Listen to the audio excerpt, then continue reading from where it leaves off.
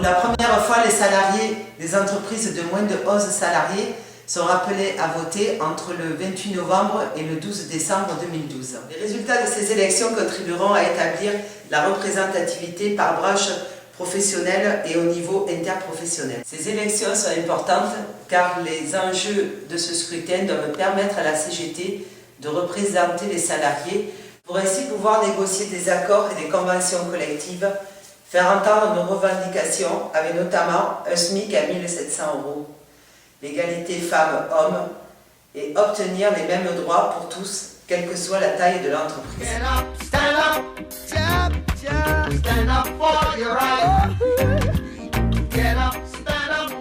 C'est pour les élections professionnelles. Pour la première fois, il y a des élections professionnelles dans les entreprises de moins de 11 salariés. Voilà, vous pouvez voter. Votez pour vous défendre, faites voter vos enfants. On est à l'UL, on est en train de distribuer les tracts sur le marché pour contacter le plus possible les salariés des petites entreprises de moins de 11 salariés qui ont très peu d'informations sur ces élections professionnelles. Pour la première fois, on leur donne le droit à parler. Et nous, la CGT, c'est un devoir de mobiliser et nos camarades et les gens qui vont voter pour pouvoir les défendre, parce que dans petites entreprises, les droits sont beaucoup bafoués et ils n'ont pas de moyens de se défendre.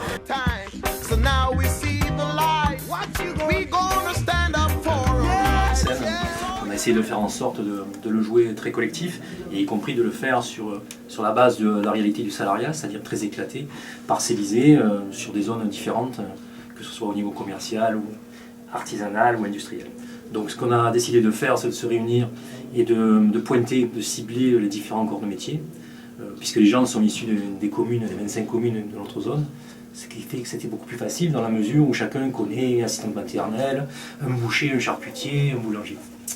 Partant de ce principe, on a récupéré donc les listes de ces CAFI, qu'on a doublées avec celles qui nous avaient été fournies par l'union départementale, qui émanait donc de l'INSEE. Et à ce moment-là, ce qu'on a fait, on a recroisé les événements, et on est arrivé à établir par commune, ainsi que par zone, les différents commerces et différentes activités. Après, ce qu'on a fait, on se les a partagés par zone géographique, en fonction des habitations des uns et des autres.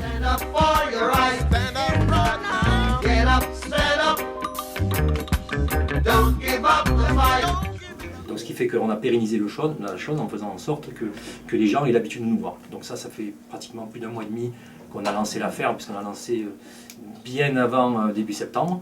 Donc déjà sur la façon de fonctionner, l'organisation, et puis ensuite, donc, au fur et à mesure de chaque commission exécutive, on affine un petit peu le travail. Ce qu'on a fait aussi, c'est qu'on a contacté le conseil général, donc on n'a pas encore la réponse, de lui demander la liste des assistantes maternelles qui étaient en fonction avec eux, parce que le plus difficile pour nous aujourd'hui, c'est pas de parler des 3000 salariés qui sont recensés, c'est surtout de parler des gens qui sont à leur compte, donc les fameux auto-entrepreneurs ou les fameux qui fonctionnent avec les chèques emploi-service, où là il y a difficulté pour effectivement les recenser si on ne les connaît pas individuellement. Ouais, mais le problème c'est qu'on va arriver, c'est que les salariés n'étant des petites entreprises de moins de 11 salariés, là, ils vont pas être au courant pour voter, il va y avoir une abstention terrible. C'est l'abstention, car il y a peu de publicité officielle autour de ces élections. Lorsqu'on a fait les 2 distributions de masse sur l'ensemble des communes, c'est-à-dire les 25 communes qui sont concernées de notre zone, on a pu constater qu'il y avait un retour, puisqu'il y a eu beaucoup de salariés qui nous ont contactés, soit par téléphone, soit en direct, puisque de toute façon l'union locale est ouverte régulièrement, ce qui fait que ça nous a permis aussi de leur expliquer comment ça allait se passer, et ça nous a permis aussi de constater que peut-être ce serait bien de faire un journal 4 pages spécifique sur cette affaire, et qui sera distribué à partir de la semaine prochaine, la semaine du 12 novembre, puisqu'on profitera de cette semaine pour faire un temps fort, dans la mesure où le 15 novembre, il y a la caravane TPE qui viendra sur Vaison-la-Romaine. Alors que là, ils vont pouvoir se faire représenter pour la première fois, c'est très important, et l'UL de Cavaillon, on a affiché, on distribue, on essaye de contacter un maximum de gens pour leur expliquer que c'est pour eux une chance de pouvoir voter et de s'exprimer pour la première fois.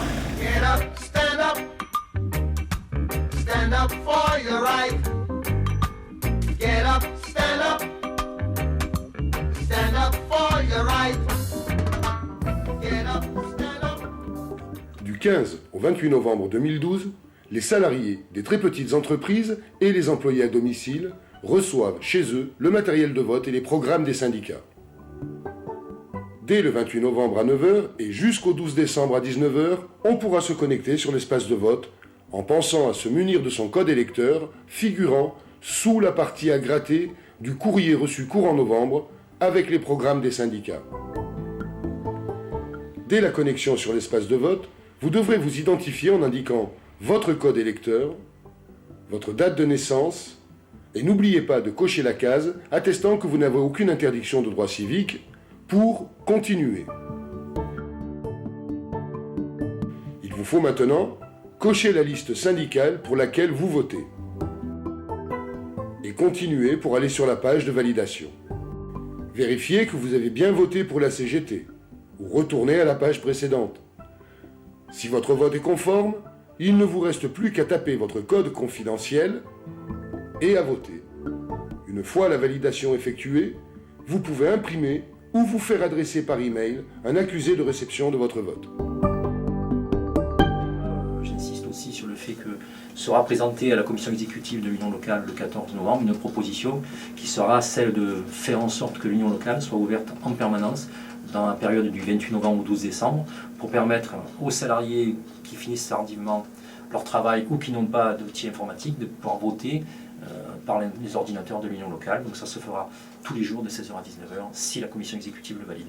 Nous tiendrons des permanences à l'Union locale pour les salariés qui veulent voter électroniquement le 3, 5, 7 et 11 décembre de 16h à 19h. Get up, stand up. Stand up for your right. Get up, stand up. Stand up for your right. Get up, stand up. Stand up for your right. Get up, stand up. Don't give up the fight.